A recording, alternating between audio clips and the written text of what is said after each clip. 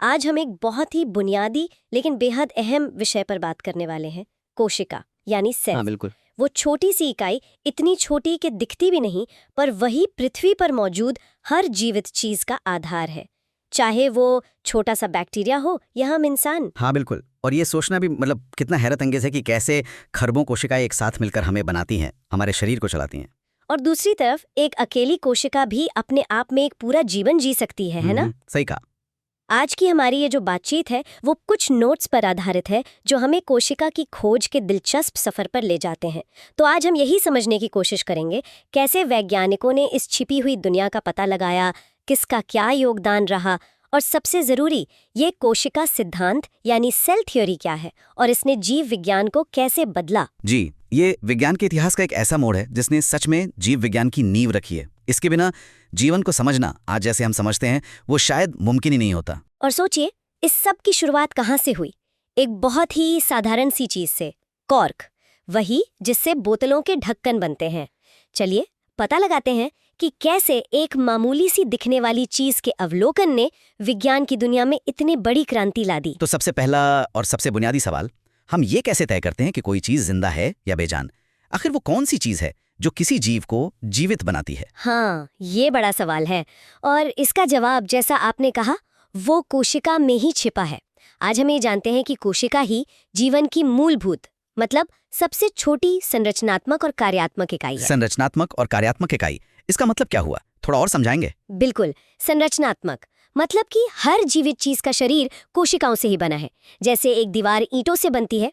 और कार्यात्मक मतलब जीवन चलाने के लिए जो भी जरूरी काम है, सांस लेना, पोषण लेना, बढ़ना, वो सब कोशिका के स्तर पर ही होते हैं। एक पूरी कोशिका के बिना कोई चीज अपने आप में जीवित नहीं रह सकती स्वतंत्र रूप से। अच्छा, मतलब कोशिका ही वो सबसे छोटा पैकेज है जिसमें जीवन के सारे गुण मौजूद हैं। और आपने कहा था जीवन के रूप भी कितने अलग अलग हैं। कुछ जीव जैसे अमीबा, वो तो बस एक ही कोशिका के बने होते हैं। जी, उन्हें एक कोशिकीय जीव कहते हैं, यूनिसेलुलर। और फिर हम जैसे इंसान, पेड़, जानवर, जो अरबों खरबों कोशिकाओं से मिलकर बने हैं, बहुकोशिकीय या मल्टीसेलुलर। और ये कोशिकाएं होती इतनी छोटी हैं कि हम उन्हें यूं ही नहीं देख सकते हैं ना? बिल्कुल नहीं, हमारी नंगी आंखों से तो बिल्कुल नहीं दिखती। और यहीं पर जरूरत पड़ी एक ऐसे यंत्र की जिसने इस पूरी अदृश्य दुनिया के दरवाजे खोल दिए, सूक्ष्मदर्शी यानी माइक्रोस्कोप। हाँ, माइक्रोस्कोप की कहानी भी अपने आप में बड़ी दिलचस्प है। सुनने में आता है कि शायद 16वीं शताब्दी के अंत में हॉलैंड में 2 चश्मा बनाने वाले थे, पिता पुत्र हैंस और ज़ेकारियस जैनसन। कहते हैं उन्होंने पहला माइक्रोस्कोप बनाया। हाँ, ये शुरुआती दौर था। उसके बाद कई लोगों ने इसे और बेहतर बनाया। फिर 17वीं सदी में एक बड़ा नाम आता है, रॉबर्ट हुक, एक अंग्रेज वैज्ञानिक। हुक बहुत प्रतिभाशाली थे, कई चीज़ों में उनकी रुचि थी। उन्होंने उस वक्त के माइक्रोस्कोप को काफ़ी सुधारा और उसका इस्तेमाल किया प्रकृति की चीज़ों को, खासकर पौधों की बनावट को करीब से देखने के लिए। और उनके सामने वो कॉर्क वाली पहेली भी थी, है ना, जिसका जिक्र हमारे नोट्स में है। वो जानना चाहते थे कि ये जो कॉर्क है, ओक पेड़ की छाल से बनता है, ये बोतलों को इतनी अच्छी तरह बंद कैसे कर लेता है, हवा कैसे रोकता है? हाँ बिल्कुल, यही जिज्ञासा थी। और इसी वजह से 1665 में उन्होंने एक बहुत महत्वपूर्ण चीज़ देखी। उन्होंने कॉर्क की एक बहुत बहुत पतली परत काटी और उसे अपने बनाए माइक्रोस्कोप के नीचे रखा। और जो दिखा वो बिल्कुल अनूठा था। उन्हें वो कॉर्क जो है मधुमक्खी के छत्ते जैसा लगा, छोटे छोटे बहुत सारे छेद या कमरे कह लीजिए। मधुमक्खी के छत्ते जैसा। और इन्हीं छोटे छोटे खाली कमरों को उन्होंने सेल्स कहा। जी, उन्होंने इन्हें सेल्स नाम दिया। ये लैटिन शब्द सेला से आया, जिसका मतलब होता है छोटा कमरा या कोठरी। कहते हैं कि उन्हें ये देखकर मठों में जो भिक्षुओं के छोटे छोटे कमरे होते हैं उनकी याद आई थी। अच्छा, ये तो बड़ा रोचक कनेक्शन है। लेकिन नोट्स में ये भी लिखा है कि हुक ने असल में जीवित कोशिकाएं नहीं देखी थीं। हाँ, ये समझना बहुत जरूरी है। हुक ने जिन्हें सेल्स कहा वो असल में मृत पौधे की कोशिका भित्तियां थीं, सेल वॉल्स। मतलब वो बाहरी सख्त दीवारें जो कभी जीवित कोशिका को घेरे रहती होंगी। कॉर्क तो मृत ऊतक होता है, तो हुक ने जीवन की इकाई नहीं बल्कि उसका खाली ढांचा देखा था एक तरह से। उन्होंने इसका और कई चीज़ों का बहुत सुंदर चित्र बनाया अपनी किताब माइक्रोग्राफिया में। वो किताब काफ़ी मशहूर हुई थी। तो सेल शब्द हुक ने दिया और उसका ढांचा दिखाया, भले ही वो खाली था।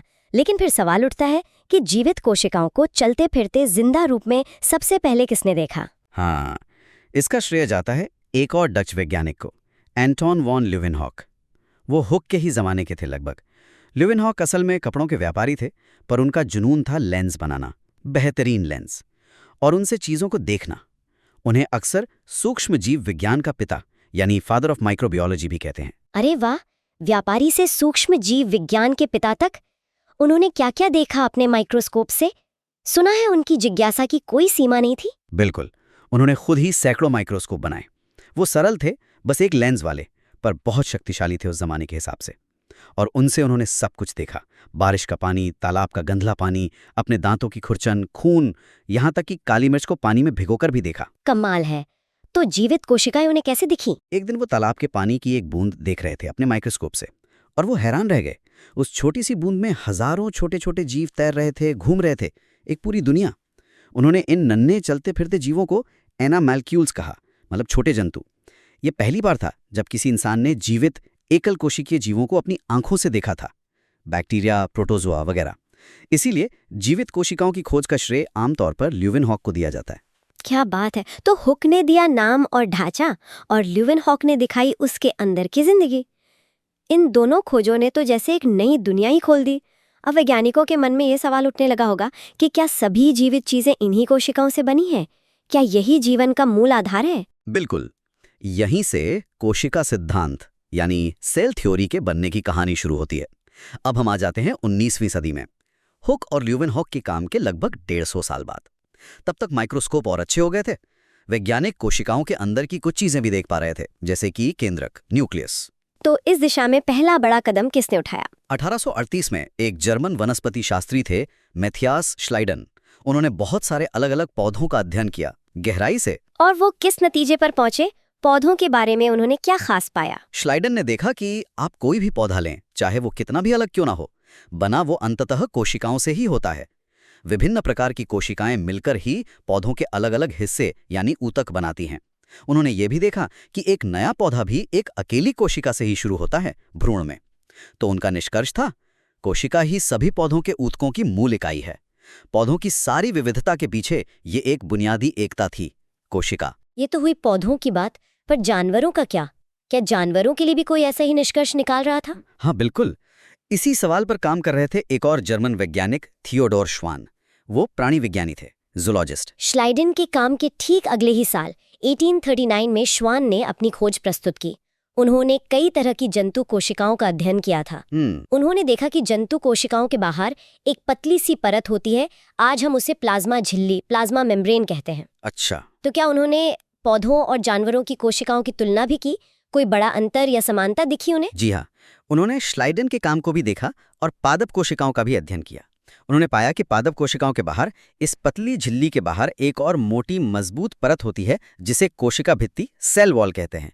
और ये कोशिका भित्ति जंतु कोशिकाओं में नहीं होती। ये एक बड़ा फर्क था। श्वान ने महसूस किया कि इस बाहरी दीवार के अलावा अंदर से देखे तो जंतु और पादप कोशिकाएं काफी हद तक एक जैसी हैं। तो इन सब अवलोकनों को मिलाकर श्वान ने क्या बड़ा आइडिया दिया? श्वान ने एक बहुत महत्वपूर्ण परिकल्पना रखी। उन्होंने श्लाइडन के पौधों वाले निष्कर्ष और अपने जंतुओं वाले निष्कर्ष को जोड़ा और कहा कि सिर्फ पौधे ही नहीं, बल्कि सभी जंतुओं के शरीर भी कोशिकाओं और कोशिकाओं से बने उत्पादों जैसे हड्डी, कार्टिलेज से ही बने होते हैं। ये एक तरह से पूरे जीव जगत को एक ही नियम के तहत लाने जैसा था। तो श्लाइडन पौधों के विशेषज्ञ, श्वान जंतुओं के। क्या फिर इन दोनों ने मिलकर काम किया? जी, 1839 में ही उन्होंने अपने अपने निष्कर्षों पर बात की, उनकी तुलना की और मिलकर कोशिका सिद्धांत की पहली रूपरेखा तैयार की। इसके दो मुख्य बिंदु थे, जैसा हमारे नोट्स में है। पहला, सभी जीवधारी, चाहे पौधे हों या जंतु, एक या एक से ज्यादा कोशिकाओं और उनके उत्पादों से बने होते हैं। दूसरा, कोशिका ही सभी जीवों की संरचना की मूल इकाई है और उनके कार्यों की भी, मतलब फंक्शनल यूनिट भी। ये मानते थे कि कोशिकाएं अपने आप ही गैर कोशिकीय पदार्थ से बन जाती हैं, स्पॉन्टेनियस जनरेशन जैसा कुछ, या शायद कोशिका के अंदर जो केंद्रक होता है उससे कली निकलने, बडिंग जैसे किसी प्रक्रिया से बनती है। अच्छा, तो ये पहेली कैसे सुलझी कि कोशिकाएं आखिर पैदा कैसे होती हैं? इस गुत्थी को सुलझाया एक और जर्मन वैज्ञानिक ने, रुडोल्फ विर्चो। वो एक डॉक्टर और पैथोलॉजिस्ट थे।